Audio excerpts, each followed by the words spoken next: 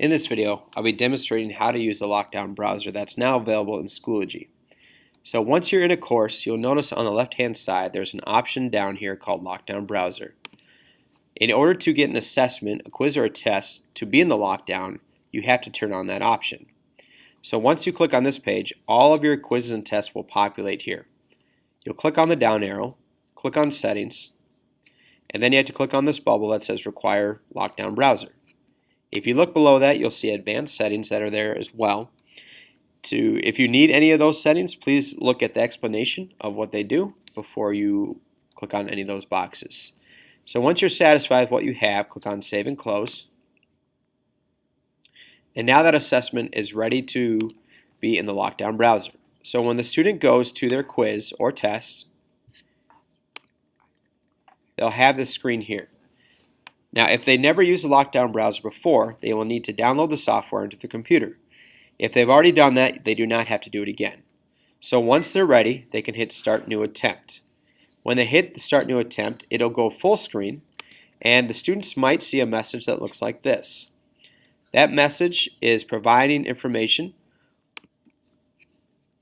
This message here is providing information that if there's any other applications that are running in Schoology, they will have to kill those apps in order to begin the assessment, to start the lockdown browser. If they don't, then they're not able to start the assessment until everything has been completely turned off. Now, once they go to the next screen, once they're in the middle of their quiz or test, if they have to leave for some reason, or if they accidentally try to click out, there'll be a screen that pops up that says provide a reason why you're exiting the browser. So they'll have to write a reason in there, and then they have to submit it.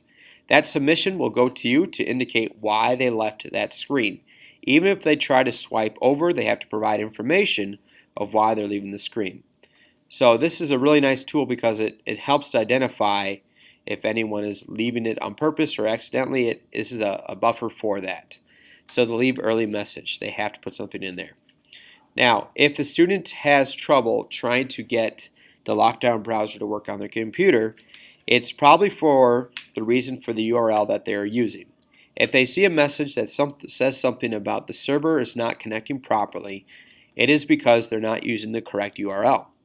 The URL that they need to use needs to be the newlifeacademy.schoology.com/home.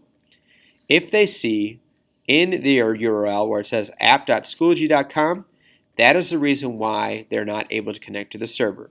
So all the students have to do is type in this link into the URL, and then it'll take them to Schoology, the proper Schoology function there. Now, if the URL still doesn't work after they type it in because it keeps defaulting back to the incorrect URL, what the student will have to do is clear their browsing data. When they do that, that will automatically take away the default that they've been using in the past for the URL. Then after they clear the browsing data, they can then type in the link, the URL correctly, and then it'll work. Now when they do that though, it's going to erase any automatic logins. The automatic login information will still be there, meaning they'll have to click on the login information, but it will not automatically go to that page.